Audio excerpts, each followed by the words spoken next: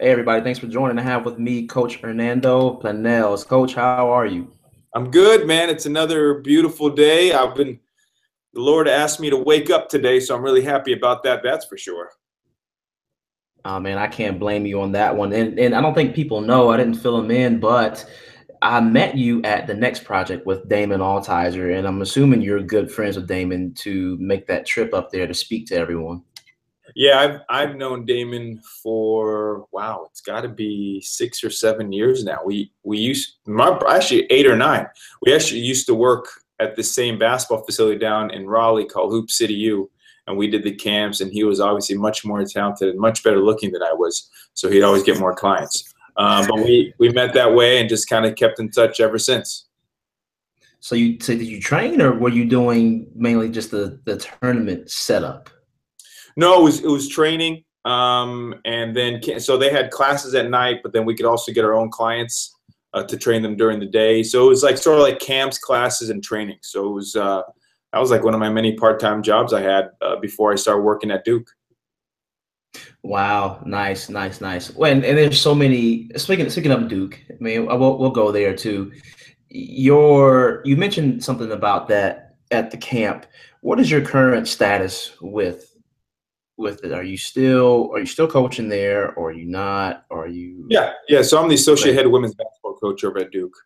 Okay. Um, Really fancy title, which is fine. But I do a lot of player development, a lot of recruiting. Just work with the head coach in the program to win and hunt for a national championship. So we were good last year, went 28-6, made the NCAA tournament. We should be good again this year. We only lost 2 players from last year's team, so we're just hopefully be very good again. The reason I asked that, not because of I want to say not because of lack of ignorance, but you do so much. Right. So it's never clear if, man, is he doing this full time, or is he still coaching? How does he find time to do all this? How Well, do I you? think everyone asks me that actually. They're like, how do you have time to do all this? I mean, so basically, I work at Duke. Like I said, I'm the associate head coach. I work for a phenomenal head coach, Joanne P. McCauley. And I also have a company called Always Be Contagious, which actually does a lot of workshops on leadership, communication, culture using the power of improv activities. I also have a podcast. I do all these different things, but I think the big thing about it is that everyone has time. We all have time.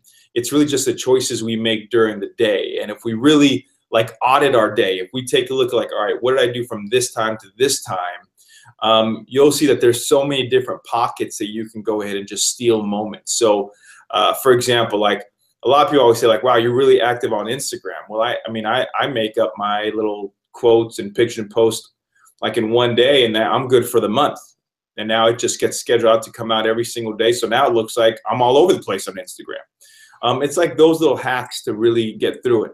I also don't watch TV. Like I have a Netflix account, but I have no idea what's on Netflix. Like I spend almost no time watching TV at all. It may be in my ear just as it goes through, but really, man, we only have one life. We only have one crack at this thing it's called life. So we've got to try and push all the way through as much as we can. It's so ironic. So and I'm going to ask you about the commercial. So you don't watch TV. I don't watch TV either, but you're on TV. Like, how does that work out? And yeah, how does that work out? Well, you know what? I think it's really being focused on what you do. So, the roles that I've played on movies and TV and just different things I've done has nothing to do with me watching TV. I'll give you a great point. I'm down here in Florida for my friend's wedding. I brought shorts and T-shirts. I didn't check the weather, and it's raining outside. There are thunderstorms aligning. I got to go to TJ Maxx and go pick up something so I can be ready for this wedding. Or not, I'm gonna be wet. So it's something that I think that I've done recently. It has been like my whole life, right? I'm 40 years old, and the time when I got my divorce, which was about 4 years ago, to now is sort of when I really said to myself, enough is enough. I've got to really take control of my life. I've got to take a look at what's going on and what I'm wasting and what I'm not wasting, and then really put my eggs and everything that that is good for me, that is positive, to make an impact, and then see where that goes. So, and you definitely have made the impact. I mean, Coach Carter, the commercial I'm just looking at now for the NBA awards. So, my question, you mentioned this during the next project about the branding mind of some of the top coaches in the game, especially in college too. It's kind of contrary. I would think that the coaches who are at the top of their game are opposed to social media. But for you, you are in social media, you're in media in general a lot. Do you ever catch any conflict with the program for how much you do outside of the coaching? No, because well, let me backtrack. I may have from the back end, but no one's ever talked to me about it, because I think at the end of the day, and this is what I tell everybody, from recruits to coaches to everybody, like, you are a brand, you are an ad agency, right? And recruiting and business development and talking to people is all about getting you, your brand, what you stand for, out in the open. Plus, it's the way people communicate nowadays, right? I mean, everyone is on their phone, everyone is on social media. You know, if you want to get your message across, this is the best way to do it, to really push it through. So, you know, I do a lot of recruiting for Duke, and at the end of the day, all the messages I have on mine are positive, are family oriented, because that's what I am. That's what I really push forward to. So your message has to match your life, right? The advice you give other people has to be the same type of life that you live. Now that doesn't mean that I'm perfect, right? It doesn't mean you're perfect. It just means that we're striving to get there. And by putting it out of the universe, by putting out there in words that people see, now it's almost basically the discipline. When I take a look at what I wrote or someone else wrote that I put on there, that I want to try and live that life. I want to be that person. And it's okay to push through and stumble and fall. But the quicker you can stumble and fall and fail, and the quicker you get up, the better you're going to be as time goes on. I see that. Okay. And a weird transition here, and I want to get into the list of questions because it just keeps coming up as we talk. You mentioned how commercial and Drake and Will Ferrell, they had this connection that wasn't rehearsed, that wasn't planned. Can you explain that connection, and have you seen that from a coach player, from a trainer player, and how do you get that kind of connection? Well, I think it's a lot of it's just putting your ego aside. I've seen it with different actors. I work on Coach Carter. I've worked on 3 of Adam Sandler's films, and I see the connection he has with a lot of other people, other actors as well too. And I also see with coaches and players, and with players and players. The biggest thing that gets in the way is ego. Ego is the enemy, plain and simple. And a lot of great actors are able to put that ego to the side, be in that character, and really basically bring out the best of each other. Like you mentioned, I was able to do a great, I was saying a little bit part in the NBA award show with Drake and Will Ferrell, and I'd worked with Will Ferrell on a movie before called Semi-Pro. It's not like he remembered, but I've watched him now twice, and everything is business-like. You see, they come in, they do what they need to, and they leave. Right. At the same time, they have fun. They have all those other things. But time is money. And I think what actors and top level athletes understand, that time is such a premium. Time is so valuable that they got to make the best of it. So they go ahead and just do what they got to do and then move on. So with that being said, the ego's in me. I like that too. But all these there's a preconceived notion that I have that I had, that most of them kind of be jerks, kind of can be buttholes at times. But, if you have the media in your face everywhere you go, and I've seen NBA players, the media, how they try to get interviews and how aggravating it can be. Right. What is your take on the public figures, and who is somebody that comes to mind that's most down to earth, or that's still cordial, even though they have all this attention on them? Well, I think the first thing what happens is that people are not taught how to manage fame. And it goes from even the high level athlete at the high school level. My son's a swimmer. He's one of the top swimmers in the country. I don't know how, because I don't swim.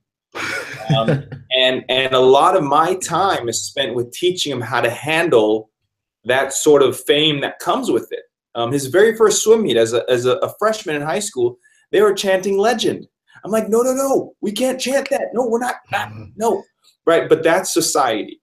And what society also does, it puts everybody in a microscope, so everybody has to be tremendous. So now when we see someone who's supposedly spoiled, who doesn't handle the media right, then they're blamed as being immature. Well, they've never been taught. They've never been taught how to handle it. I mean, if you look at Jordan and even LeBron James and Kobe Bryant, they are polished. They are polished at what they say and how they say it. One of the guys that I mentioned earlier, I've worked on Adam Sandler's 3 films with Adam, and he's tremendous. He's tremendous with people. He gives his time, but he also understands boundaries. He also understands he can't do everything. And sometimes when we say no, it's taken as the wrong way, when really, if we say no, it's to go ahead and give ourselves some room so we can give to other people. Man, I like what you mentioned there, the taught. So your son hasn't been taught something, you're teaching him now, and others who don't handle fame right haven't been taught before too. In the Pure Sweat podcast, you and Coach were about to go into a little debate with teaching toughness. Yeah. But confidence, you help with people who don't have much confidence, you help build that up. How do you teach some of these things that seem like they are more innate than learned? Well, I think the whole discussion starts from what really is innate and what really is learned. And I think that discussion starts all the way to whoever is the teacher or coach is going to teach and coach the way they were taught. And that in itself can be very positive, but also negative. So, I think in that podcast with Alan, I talked about, I think toughness is tough to teach. I think Alan asked me, he's like, do I think it can be taught? I think it can be fabricated. That does, toughness is something how you approach life, and I'm not saying that people don't have it. It's in them. It has to be brought up, but you have to teach them how to do it. You have to teach them when to bring it out, when not to bring it out. Some people just have this rage all the time, right? Their toughness rage all the time. And you got to teach them, the differences with it. Now, when it comes to players and they talk about toughness drills and how to get them here and how to get them there. Yeah. I mean, those are things that in time can get there. But if you're going to teach someone to be tough, you also have to teach them how to manage that toughness and when to where to use it so it doesn't spill over in different parts of your life that could hurt them in the future. So what is your favorite part? First off, please, you don't have to break down always. There's a word, the why. I don't know what why, but can you explain why Be Contagious was founded and what it really, the core of it is? Well, I mean, it was founded because I've been, I don't know if it's blessed or lucky or cursed. Duke is my longest job, right? I've been there for 5 years, and before then, I've never had a coaching job longer than 1.5 years. But I've coached at the high school, the junior college. I've coached overseas. I've coached the NBA Development League. I've coached men and women. So I've seen the way people react to coaching and teaching.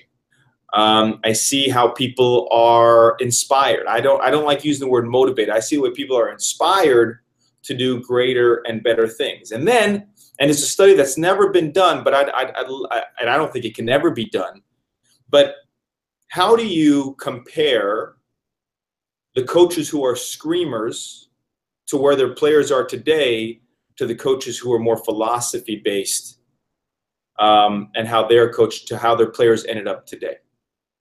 I think that's really, really interesting. Plus, on top of how we are raised and how this whole talk about millennials and they're lazy and all this stuff that really is not true.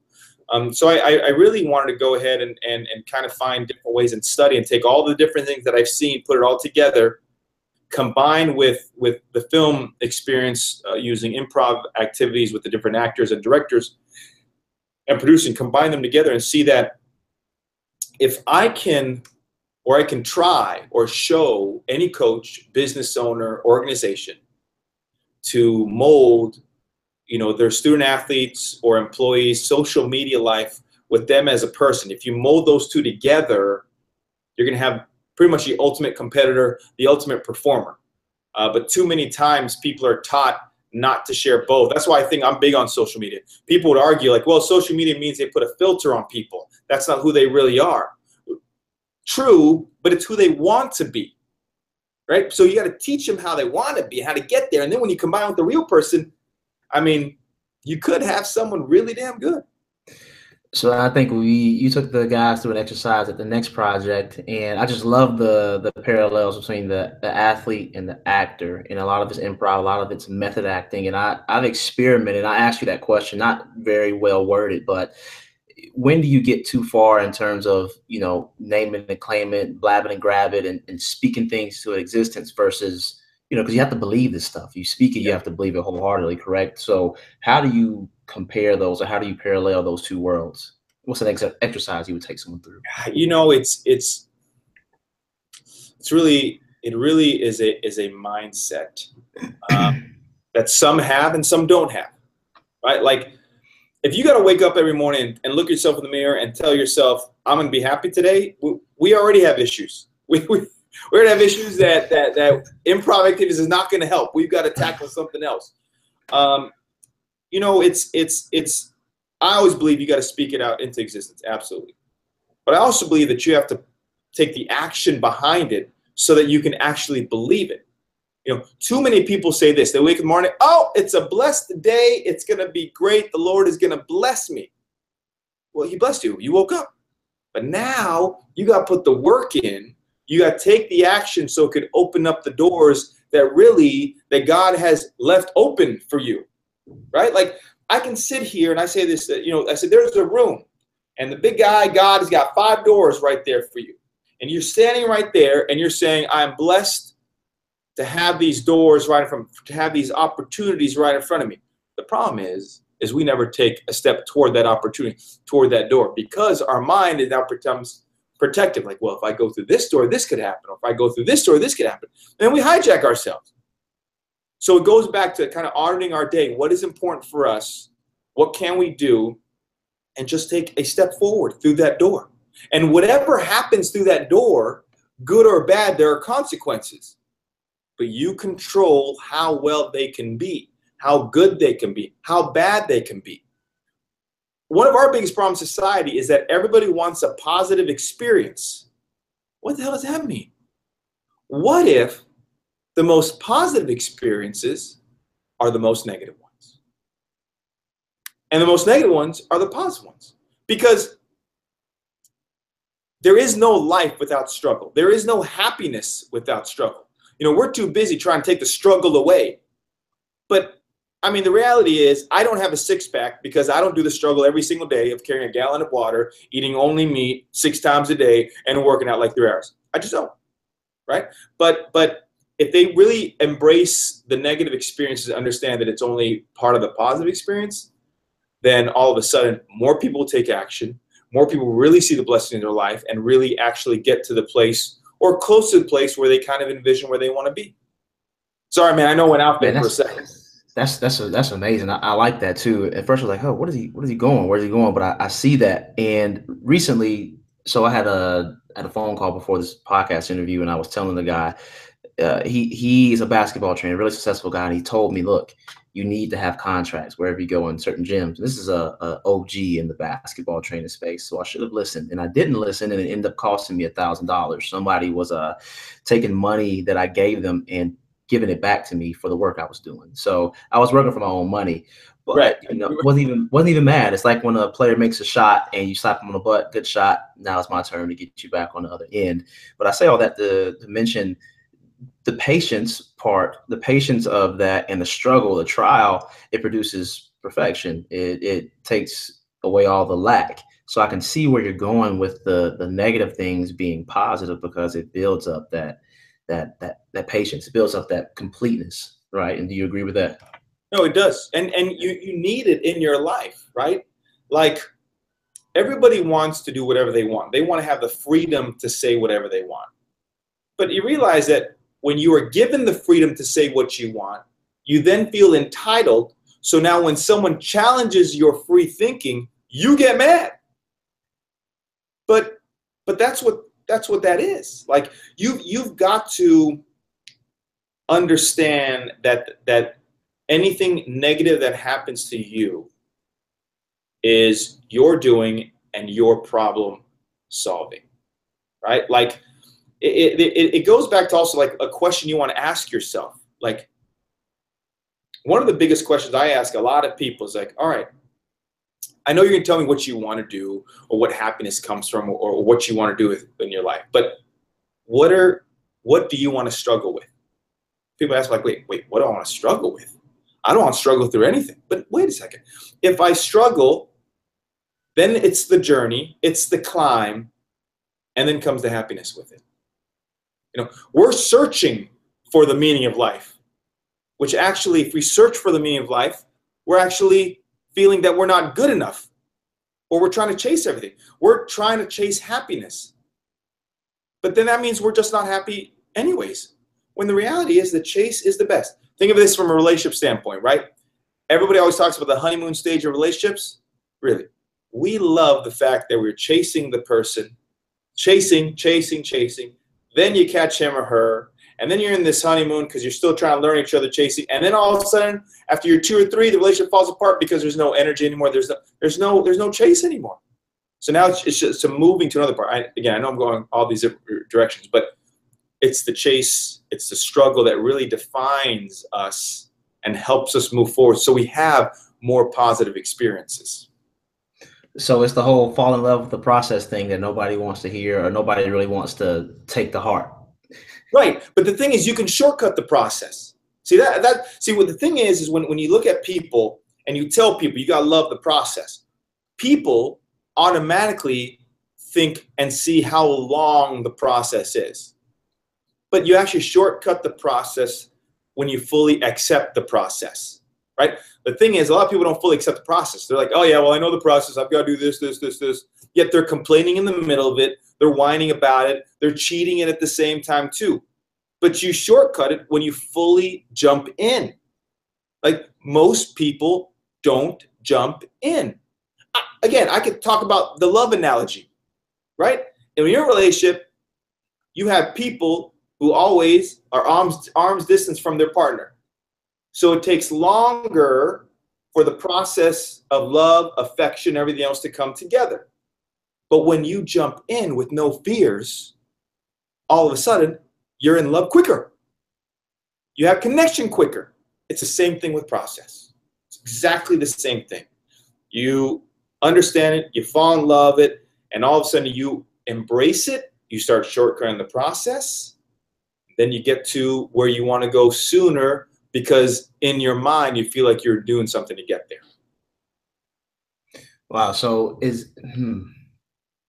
and I want to ask the last question I want to ask, is that the number one thing stopping basketball trainers, players, coaches, businessmen?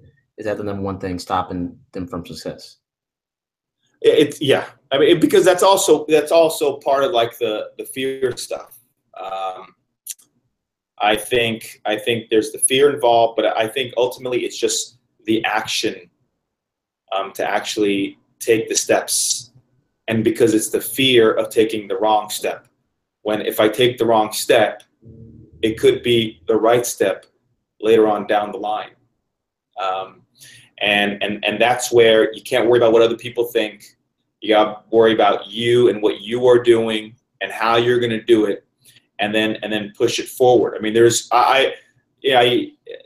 being coaching, I know a lot of trainers, and I know a lot of trainers who only do it part-time because they don't want to let go of their full-time job. Well, the reality is if you're holding on to that full-time job, it's also holding you back from pushing on your part-time gig as a basketball trainer because, yes, you have less time. I understand everybody has bills, but a little putting pressure on yourself is like, well, shoot, man, I better step up my marketing. I better take a look at what I need to do. How can I get this many kids? Like, everybody wants to grow a business, but how many people are willing to make a little flyer and put it on people's windows? No one. How many people is willing to go ahead and do the research on Facebook advertisement, which is really cheap, Snapchat advertisement, which is also really cheap, and start playing around and learning how to do that? Fear holds us back with that. We don't understand how we're going to be able to get somewhere because of the fears holding us back.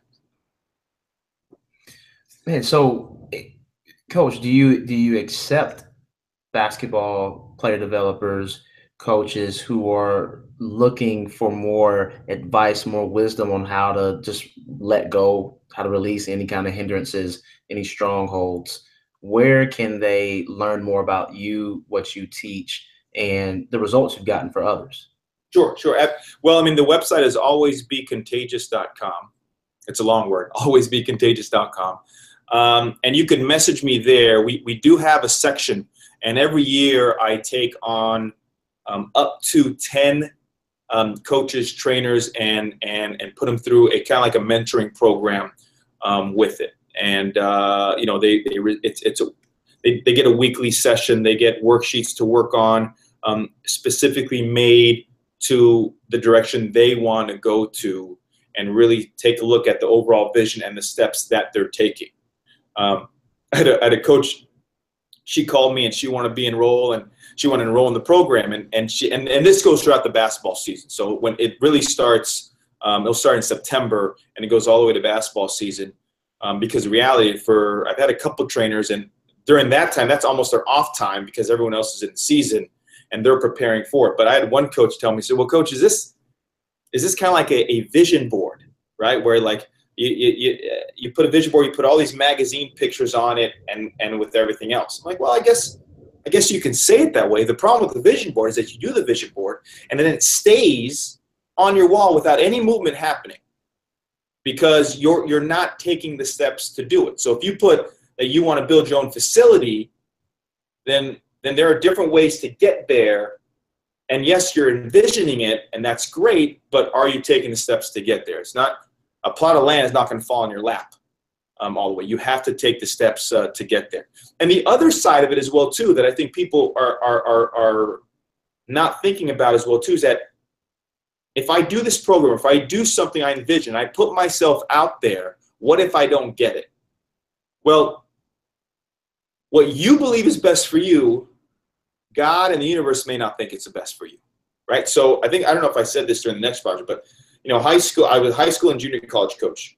I wanted to coach in Europe. I wanted to coach overseas. Well, I didn't coach overseas in Europe. I coach in Asia. I wanted to go ahead and coach in the NBA. Well, I didn't coach the NBA. I coached in the NBA D-League. My very first part of my film career, I want to be in front of the camera. Well, I was in front of the camera in the very first part of my film. I was behind it. And then I want to coach high-level college men's basketball. Well, I'm not doing that either. I'm coaching high-level college women's basketball. And it's because God and the universe thought that's where I should be. So as much as I was focused on where I wanted to go, I was also open to other opportunities that I could step through that door, which could lead me into something else along the same lines of what I love and my passion, and then move it forward from there. Man, okay, so becontagious.com, you accept 10, you have some basketball dreams. Go ahead. Yeah, alwaysbecontagious.com. Alwaysbecontagious.com. Okay. Coach, I mean, we've covered a lot. Is there anything else you want to leave the trainers with, or anyone listening with? You know, I think I get a lot of questions like, what are books that I read? I really don't read a lot of books. I really soak in a lot of podcasts. You know, definitely if you go on the website, there's the Be Contagious Leadership Experience podcast, where we put different podcasts out.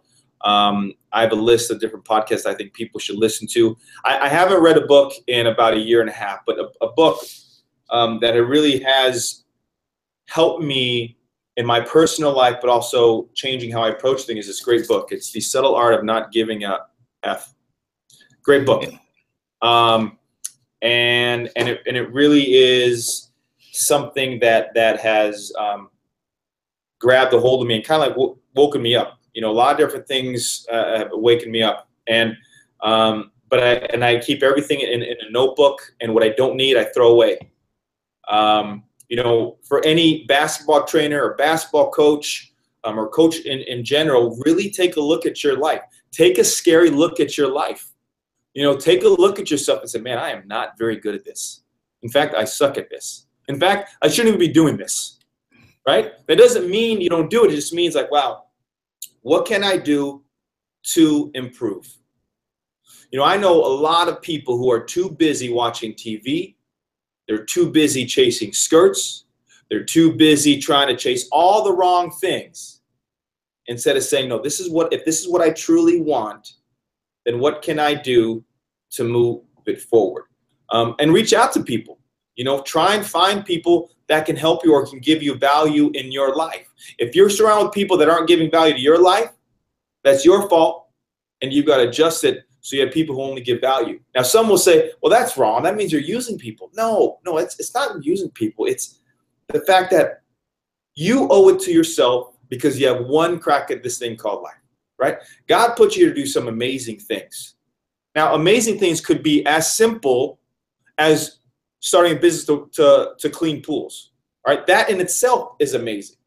But if you start believing that you're put here to do amazing and then you start taking the steps to do it, you shortcut the process, you become a huge light for other people, and then all of a sudden you feel good and your life is a little better.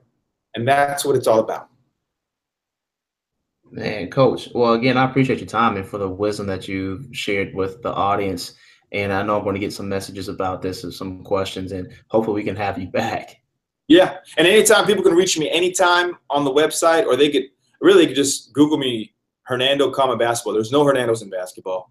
You're fine. It's like there's too many searchable things on Google. And really, I mean, if I can help anybody, I say this every single time. I've had a pretty crazy and amazing life, but I don't deserve any of it. But I was put there for a reason. And if I'm put here for a reason, then I'm going to push and help as many people as I can so that together we can really be good for everybody. And that's what I really believe, and I want to try and make it happen. Let's make it happen then, Coach. I will stay in contact with you, and we will have you on the podcast again. Thank you. Sounds good, man. I appreciate it. I love being on. Yes, sir.